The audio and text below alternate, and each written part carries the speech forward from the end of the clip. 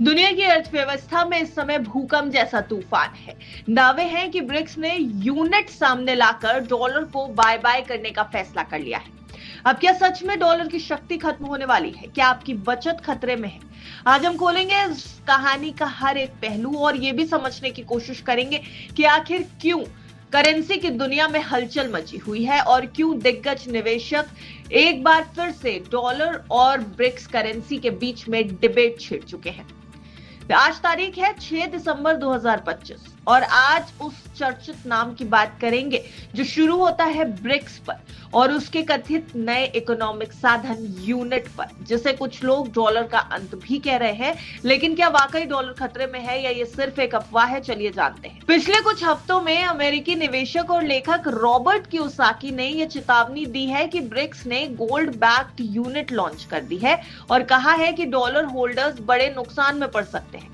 उन्होंने सुझाव दिया है कि सोना, सिल्वर और क्रिप्टो जैसे कि बिटकॉइन या ईथर निवेशकों को अपने पास रखना चाहिए।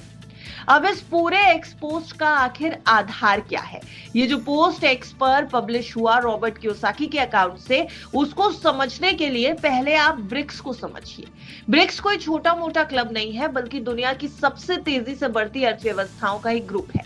ब्राजील की प्राकृतिक संपदा, रूस का तेल और गैस, भारत की टेक क्रांति, चीन के मैन्युफैक्चरिंग दिग्गज और दक्षिण अफ्रीका का मिनरल रिजर्व्स, ये 5 देश मिलकर ग्लोबल जीडीपी का 30% से ज्यादा कंट्रोल करते हैं।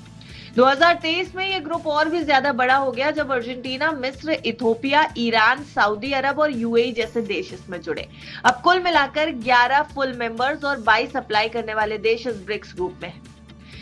और जो बात सामने निकल के आई है, जो खबरें इस समय चल रही हैं, उसके मुताबिक ब्रिक्स का नया हथियार है यूनिट, UNIT, एक ऐसा पेमेंट सिस्टम जो गोल्ड से बैक्ड है।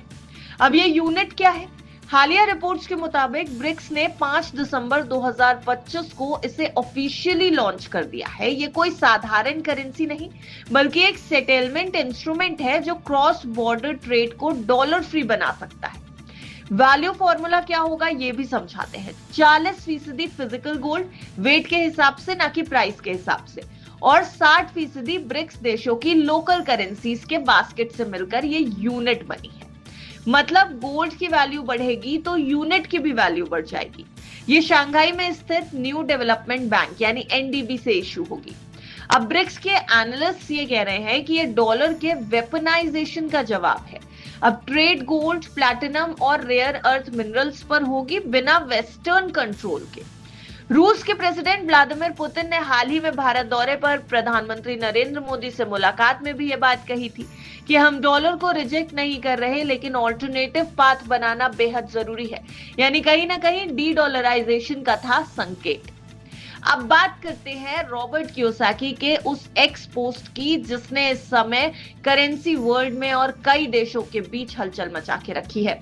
उन्होंने लिखा, stand by, stay awake, stay tuned in, don't be a loser. उनका फोरकास्ट इस पूरे एक्सपोस्ट में ये निकल के आया कि डॉलर सेवर्स को भारी नुकसान हो सकता है। अगर आप डॉलर होल्ड कर रहे हैं तो हाइपर इन्फ्लेशन आपको वाइप आउट कर देगा। क्यों? क्योंकि ब्रिक्स डॉलर पर निर्भरता कम कर रहा है। पिछले कुछ सालों में ब्रिक्स ने गोल्ड में भारी इन्वेस्टमेंट किया। रूस और चीन तो गोल्ड रिजर्व्स बढ़ाने के चैंपियन निकल कर आए।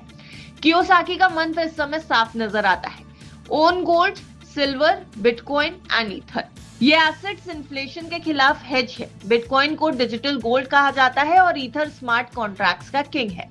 ऐसे में कियोसाकी कह रहे हैं कि यही असली मनी है, फिएट नहीं।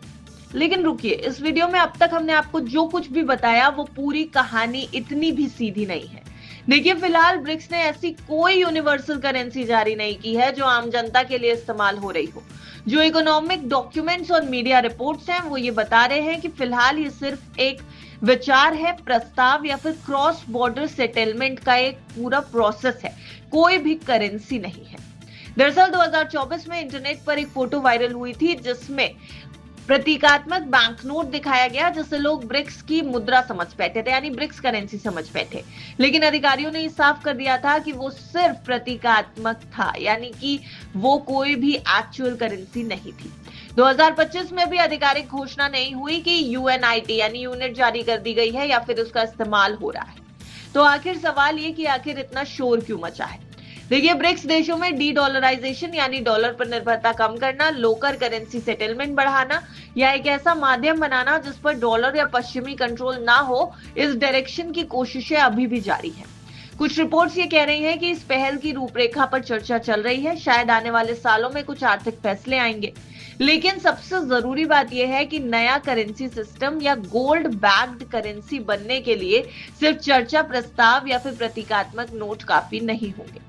अब सवाल ये कि क्या डॉलर सच में डूब रहा है, तो उसका जवाब है कि अभी बिल्कुल भी नहीं। ब्रिक्स ने अभी तक कोई भी फुल फ्लेश्ड करेंसी जारी नहीं की। जो चीज जारी की है वो है क्रॉस बॉर्डर सेटलमेंट इंफ्रास्ट्रक्चर, यानी अंतरराष्ट्रीय व्यापार के लिए एक नया तरीका, कोई भी करेंसी नहीं। इसमें डाइवर्सिफाइड इकोनॉमिक, पॉलिटिकल और टेक्निकल चुनौतियां भी हैं। अलग अलग देशों की पॉलिसीज, करेंसी की मजबूती और आपसी भरोसा एक बहुत बड़ी चुनौती बनकर सामने आ रहा है। तो कुल मिलाकर इस पूरे मामले का निष्कर्ष यह निकलता है कि आज यूनिट को लेकर जो चर्चा है वो अफवाह और संभावनाओं का एक मिश्रण है, एक मिक्स है। अगर ब्रिक्स आगे बढ़े और असली गोल्ड बैक्ड या डिजिटल करेंसी लाए, तब डॉलर की पकड़ पर असर पड़ सकता है। फिलहाल डॉलर पूरी तरह जिंदा है। आने वाले समय में 3 तरीके के सिनारियोज हो सकते हैं। ब्रिक्स सिर्फ लोकल करेंसी सेटलमेंट बढ़ाते रहेंगे, डॉलर की भूमिका धीरे घटेगी लेकिन रिप्लेस नहीं होगी। दूसरा सिनारियो है कि वो वास्तविक गोल्ड बैक्ड या फिर डिजिटल यूनिट लाएंगे, तब डॉलर कमजोर पड़ सकता है। अमेरिका और पश्चिमी नीतियां मजबूत रही तो डॉलर अभी भी प्रमुख बना रहेगा। अब आपकी क्या राय है, नीचे कमेंट में जरूर बताइएगा कि आखिर ब्रिक्स देशों को क्या कोई नई करेंसी इजाद कर देनी चाहिए, लानी चाहिए, या ये क्रॉस बॉर्डर सेटलमेंट इंफ्रास्ट्रक्चर ही अपना के रखना चाहिए। आपको क्या लगता है इस पूरे खबर को लेकर के? अपनी राय जरूर दें। देखते रहिए विस्तार।